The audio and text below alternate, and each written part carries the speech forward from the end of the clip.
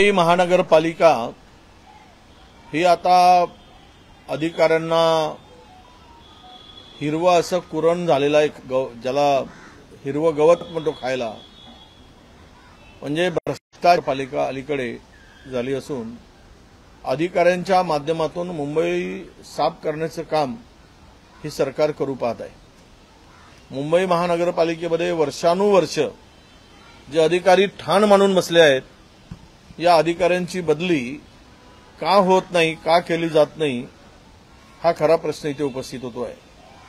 आज लोकसभेच्या निवडणुका तोंडावर आहेत। उद्या 2-4 दिवसात 8 दिवसात असेल, आचारसंहिता लागू झाली, इलेक्शन कमिशन इलेक्शन मोडवर काम करते आहे आणि अशा याच्यामध्ये निवडणूक आयोगाने सांगून सुद्धा आज बदलीस पात्र असणाऱ्या निवडणुकीच्या संहितेमध्ये न बसणाऱ्या या बदल्या त्वरित कराव्या असे आदेश सुद्धा असताना मुंबई महानगरपालिकेचे आयुक्त इक्बाल सिंह चहल यांची बदली होत नाही आहे। खरं तर 2 पत्र इलेक्शन कमिशननी आणि मुख्य सचिवांनी या संदर्भात फाईल मुख्यमंत्री महोदयाकडे पाठवली ना, त्या फाईलवर निर्णय होत काय चहल सोडून कोणी अधिकारी त्यासाठी पात्र नाही, केवळ एकमेवच अधिकारी मुंबई सांभाळू शकतात। अधिकाऱ्यांची वानवा आहे का, हुशार अधिकारी नाहीत का, हा खरा प्रश्न इथे होता आहे। याबरोबरच 3 वर्ष पूर्ण होऊनही अधिकाऱ्यांच्या बदल्या मुंबई महानगरपालिकेतून होत नाहीत।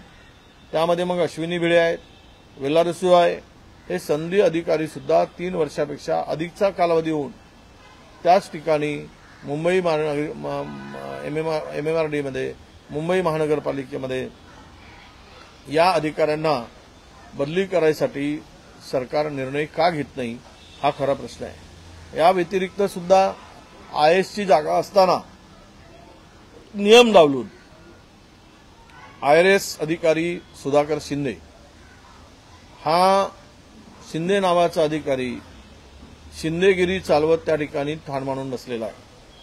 खरं तर हे IAS नसताना सुद्धा या मोठ्या पदावर या अधिकाऱ्याला ठेवण्याची काय गरज आहे? यांनी काय दिवे लावलेत?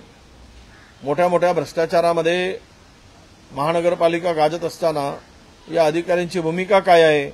आणि या सगळ्यांना सुद्धा मला कळत नाही की त्यांचा डेप्युटेशन संपला असताना परत ते मूळ ठिकाणी रुजू होण्याची आवश्यकता होती, परंतु हे सुधाकर शिंदे तिथून रिलीव्हच झाले नाही।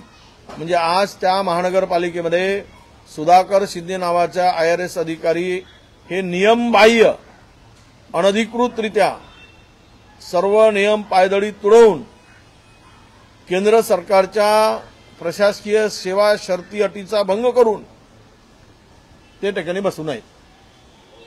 आणि हे इतकी दादागिरी मस्ती कशाच्या भरोशावर हे सुद्धा कळत नाही। मुख्यमंत्री यावर कदाचित मिलीभगत काय आहे? मुख्यमंत्र्यावर हे अधिकारी दबावात आणतोय का? मुख्यमंत्र्याचा हात कोणी धरला यांना बदली करायसाठी? त्यांना सही करताना कोणी थांबवलं आहे का? हा खरा प्रश्न इथे उपस्थित होतो आहे। म्हणून निवडणूक आयोगाने सांगून सुद्धा जर ह्या बदल्या होत नसतील तर मुंबई महानगरपालिका हे आता लुटारू, भ्रष्टाचारी आणि लुटणाऱ्यांचा एक मोठा अड्डाच झाला असं म्हणायला हरकत नाही। कारण जे मर्जीतील अधिकारी आहेत असल्याने आजच्या निवडणुकीच्या तोंडावर यांची बदली केली नाही तर ते पक्षपातीपणा करू शकतात, निवडणुकीच्या त्याच्यावर प्रभाव पाडू शकतात, अशा अनेक गोष्टी यामध्ये उपस्थित होणार आहेत। केवळ सत्ताधाऱ्याला निधी देण्याचं काम या अधिकाऱ्यांनी केलंय। सत्ताधारी आमदार, माजी नगरसेवक यांना तिजोरी लुटून दिली आणि विरोधी पक्षाच्या कोणालाही 1 रुपया सुद्धा यांनी निधी दिला नाही।